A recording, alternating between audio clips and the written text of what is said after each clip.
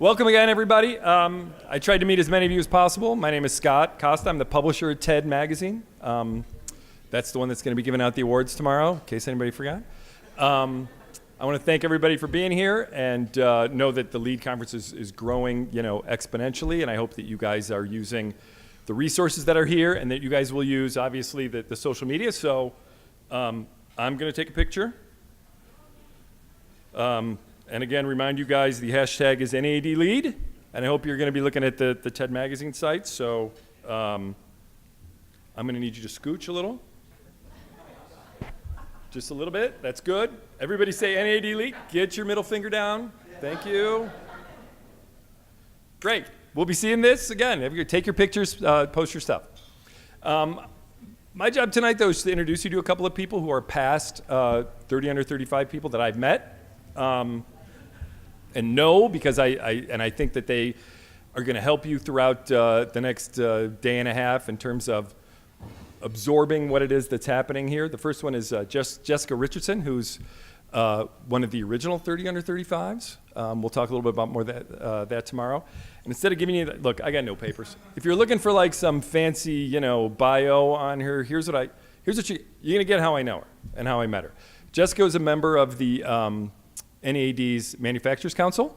So we sat in the same room together for, 2.5 hours at a time, basically 3 or 4 times a year to talk about ways to strengthen the supply chain. And what you get in some of these meetings sometimes is, hey, maybe we should do this, and then you get a lot of knee-jerk reactions. And what about? And Jessica's the person in the room who's measured, and maybe we should think about this for a second. And then she speaks, and everybody's like, yes. And so I think you're going to enjoy what she has to offer you guys today, because that's how I observe her, and that's how I know that she is. So I hope you guys will take in what she has to say. Here's Jessica.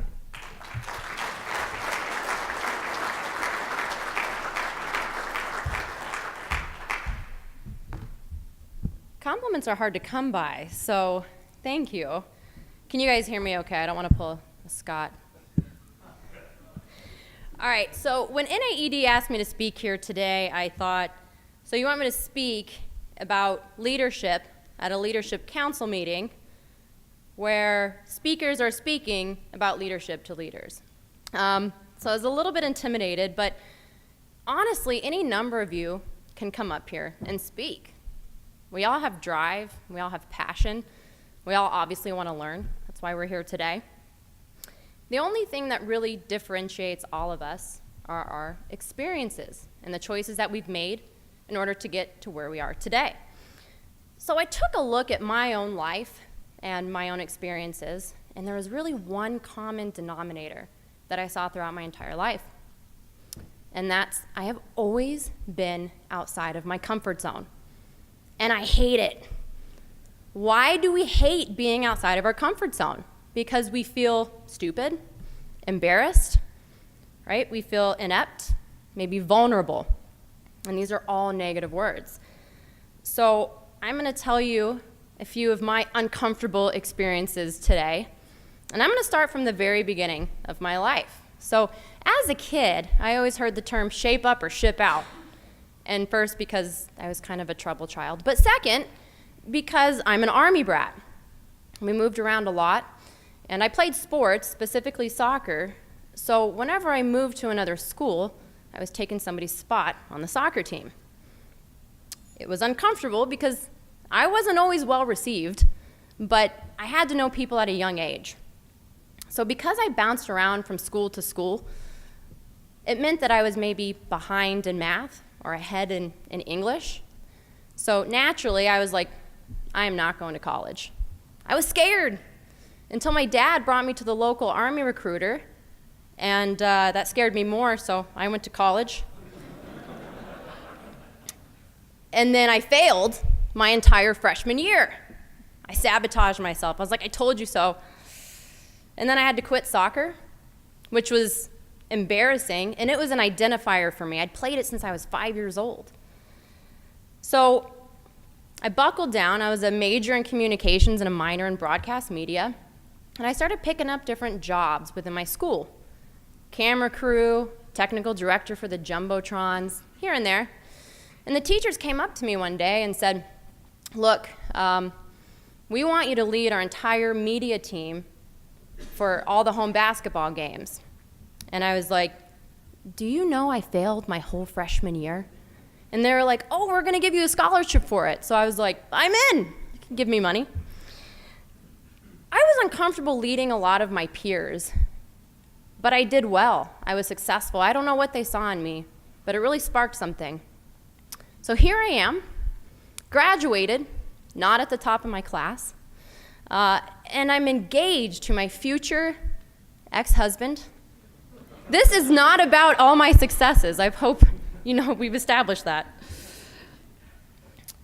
So it's time to get a job. I moved from Nashville to Memphis, and I get a job at the FedEx World Headquarters in their multimedia department. Everybody was so proud, probably surprised. And I was really comfortable. I was doing great. And then my husband decides to join the Air Force, and we moved to Goldsboro, North Carolina.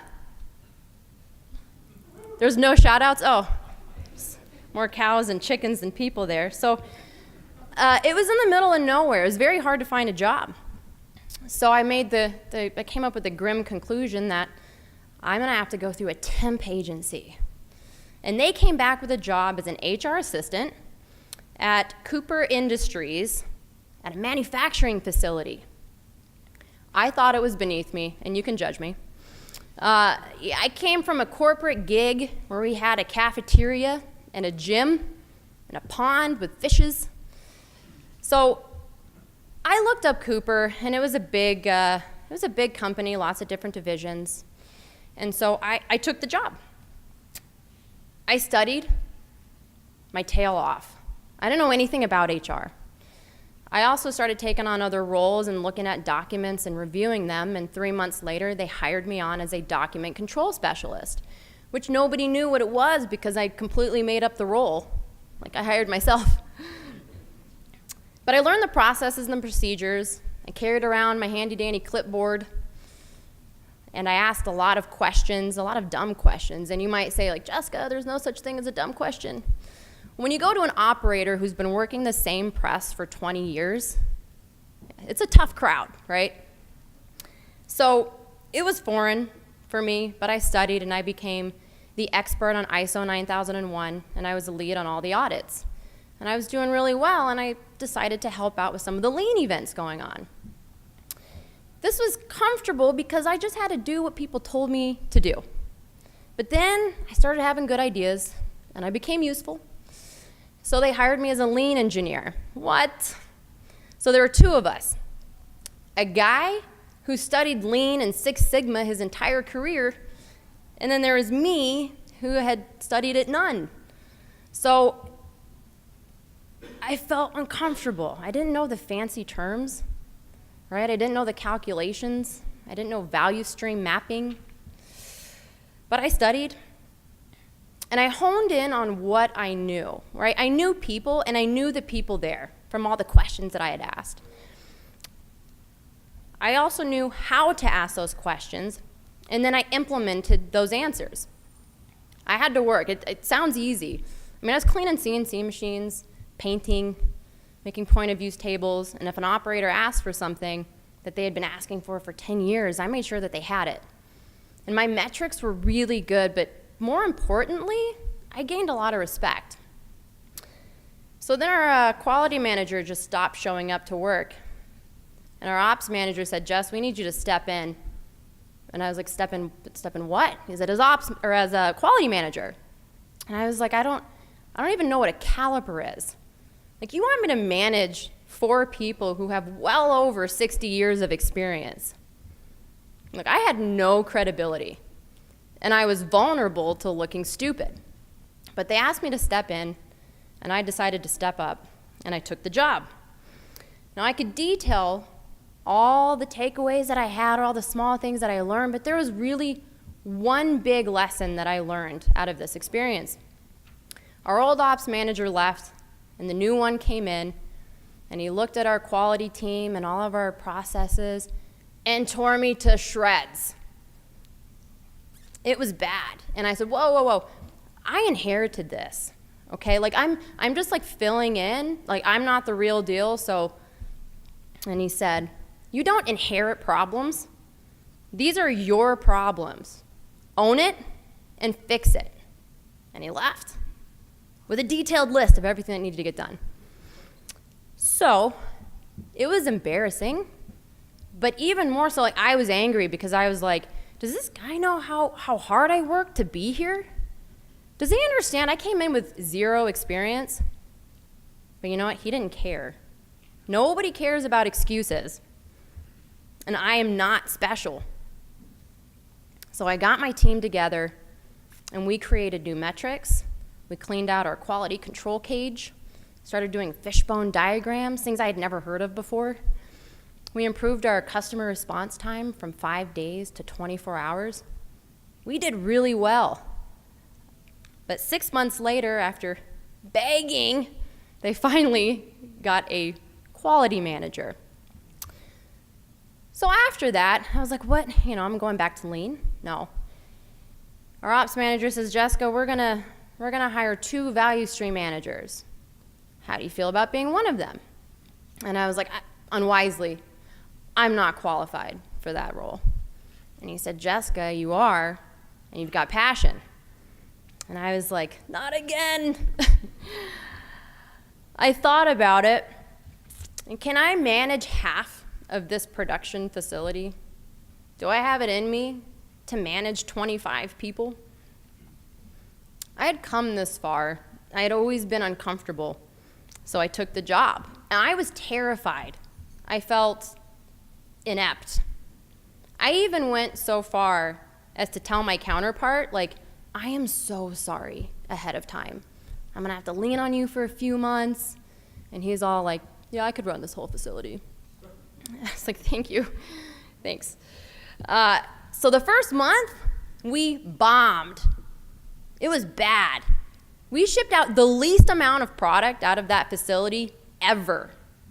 And everybody knew it. It was like we were a walking plague. People didn't want to look at us when we walked through the facility. So our ops manager, I know, allowed us to fail. And I am grateful that he did that. He made us walk around with our schedules and our highlighters.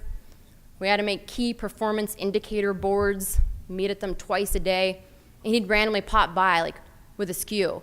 Like, where is this? And how many pieces? When is it due? When are you gonna ship it out? And I didn't have the answers a lot of the times.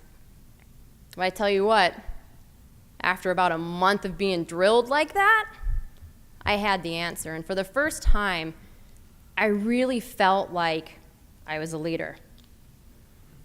But I must have gotten too comfortable because the military came in and said, we're moving you guys to California. And the leadership team said, hey, we'd like for you to stay with Cooper. There might be a job open in sales. How do you feel about that? And I was like, yeah, why not? I'll give it a go, come this far. So I flew to Georgia, and I interviewed with Cooper Wiring Devices, who later was acquired by Eaton. And I got the role of spec manager, which later turned into territory manager for the Northwest, which is the role that I'm in today. So again, it was uncomfortable for me because I didn't really understand the application of things. As a kid, I just wanted to plug my blow dryer in and make sure it turned on. Like, that was really the extent of my knowledge. So again, everything that I learned before was applicable to my job now in sales. I was uncomfortable cold calling on contractors and engineers, and when I didn't have the answer, that was pretty familiar for me. So I studied.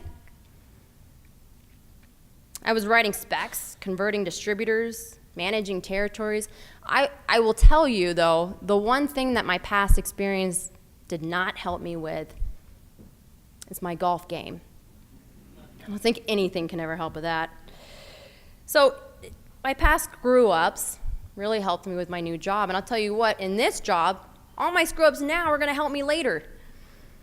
So every time I was outside of my comfort zone, I felt stupid, embarrassed, inept, and vulnerable. But how do we redefine these negative feelings and turn them into something positive? We embrace them? We accept them? It's probably different for everybody. For me, it was a huge motivator. Every time I felt one of those negative feelings, I got motivated. We all like to stand in a place where we look and we feel really good. Look at me, looking good. Don't do it. We are never going to be comfortable feeling uncomfortable. Right? We're never going to be comfortable feeling uncomfortable. A lot of us here today are probably thinking of something that they want to do, whether that be personal life or at work, that they might get that little butterfly feeling about, I don't know, should I do it, should I not? I'm telling you, try once a week, or maybe every other week, try find something that makes you uncomfortable and challenge yourself, because I guarantee you will be a better person for it. Thank you.